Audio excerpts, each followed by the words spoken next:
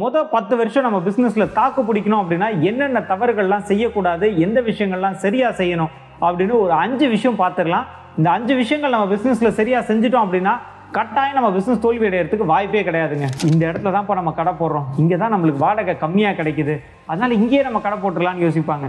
நம்ம இங்கே கடை போடலாம், ஆனால் கஸ்டமர் வரணும் இல்லையா? என்கிட்ட இப்போ ஒரு 50,000 ரூபா இருக்குங்க, அதை வச்சு நான் பிஸ்னஸ் ஆரம்பிச்சிடுறேன், ஒரு 2-3 மாசத்துல லாபம் வந்துடும்ல, அதை வச்சு மீதி செலவெல்லாம் பார்த்துக்கலாம் அப்படின்னு யோசிப்பாங்க. இது எப்படி வந்துச்சு அப்படின்னா, இப்போ பிஸ்னஸ் ஆரம்பிச்சு கொஞ்சம் காலத்தில் வந்து பார்த்தீங்கன்னா நம்மளுக்கு கஸ்டமர்ஸ்லாம் கொஞ்சம் வர ஆரம்பிப்பாங்க. கஸ்டமர்ஸ் வர ஆரம்பித்தோடனே அப்பா இதுக்கப்புறம் நம்ம கரெக்டான ரூட்டில் தான் போயிட்டுருக்கோம், அப்படியே ஸ்ட்ரைட்டாக போயிடலாம் அப்படின்னு நினைப்பாங்க. ஸோ பிஸ்னஸ் தோல்வி அடைகிறதுக்கு அடுத்த முக்கியமான காரணம் ரிமைனிங் ரிஜிட்.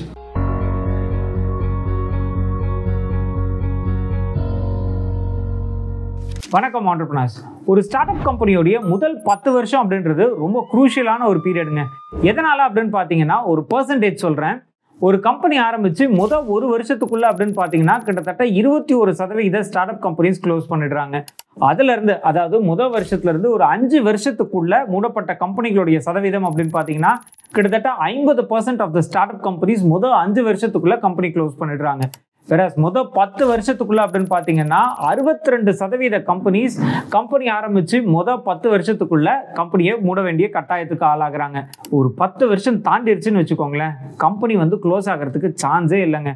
ஒரு சில கம்பெனிஸ் சில தவறான டிசிஷன்ஸ்னால கம்பெனிஸ் க்ளோஸ் ஆகுமே தவிர, பட் ஒரு 10 வருஷம் தாண்டிடுச்சு அப்படின்னா நீங்க வந்து அந்த ஒரு டேஞ்சர் ஜோனை தாண்டிடுறீங்க அப்படின்னு அர்த்தம். ஸோ பெரும்பாலான நிறுவனங்கள் என்ன தவறு பண்ணுறதுனால முதல் 10 வருஷத்துக்குள்ள தங்களுடைய சார்பு கம்பெனியை க்ளோஸ் பண்ணுறாங்க. ஸோ ஒரு முதல் 10 வருஷம் நம்ம பிஸ்னஸில் தாக்கு பிடிக்கணும் அப்படின்னா என்னென்ன தவறுகள்லாம் செய்யக்கூடாது, எந்த விஷயங்கள்லாம் சரியாக செய்யணும் அப்படின்னு ஒரு 5 விஷயம் பார்த்துக்கலாம்.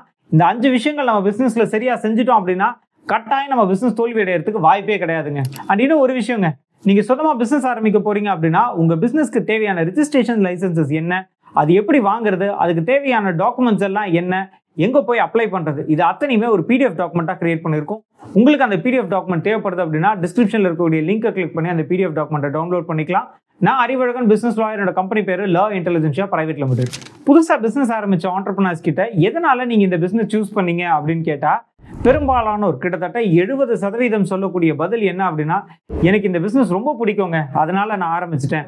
உதாரணத்துக்கு எனக்கு ஃபுட்டுனா ரொம்ப பிடிக்கும் அதனால நான் ஒரு ரெஸ்டாரண்ட் ஆரம்பிச்சிட்டேன் அப்படின்னு சொல்லுவாங்க. ஆனால் அந்த ஏரியாவில் ரெஸ்டாரண்ட்டுக்கான தேவை இருக்கா அப்படின்றத இன்வெஸ்டிகேட் பண்ணாமலே அந்த பிஸ்னஸ் ஆரம்பிச்சிருப்பாங்க.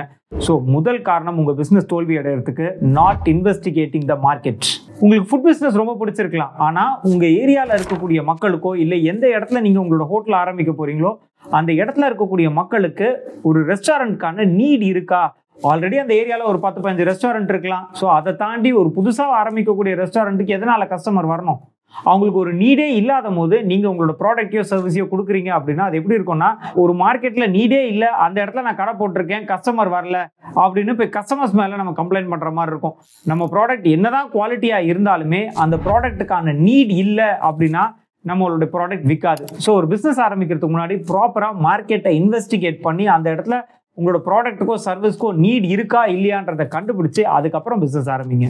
அடுத்து இன்னும் ஒரு சில பேர் என்ன பண்ணுவாங்கன்னா, நான் 2025 பிஸ்னஸ் ஆரம்பிச்சே தீருவேன் அப்படின்னு ஒரு சபதம் எடுப்பாங்க. அந்த சபதத்துக்காகவே பிஸ்னஸ் ஆரம்பிப்பாங்க, but without proper business plan. ஒரு பிஸ்னஸ் பிளான் அப்படின்றது என்னன்னா, அதுதான் உங்களோட பிஸ்னஸோடைய ரூட் மேப்புங்க. உங்களோட கோல் என்ன பிஸ்னஸ் பண்ண போறீங்க, மார்க்கெட் ரிசர்ச், மார்க்கெட்டிங் ரிசர்ச் அப்படின்னு பல விஷயங்கள் அந்த பிஸ்னஸ் பிளான்ல இருக்கும்.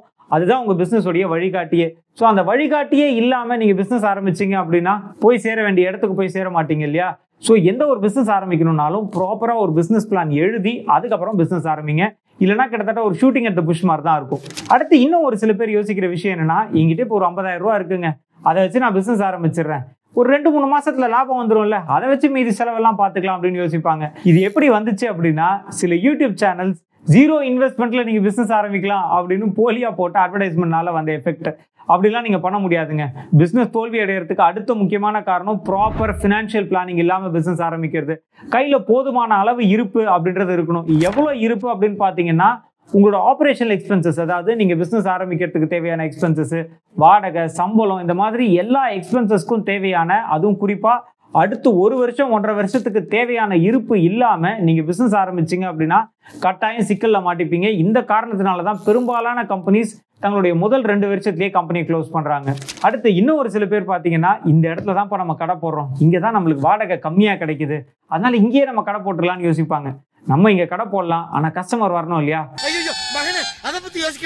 சோ அடுத்து முக்கியமான காரணம் பிசினஸ் தோல்வி அடைகிறதுக்கு ராங் லொகேஷன்.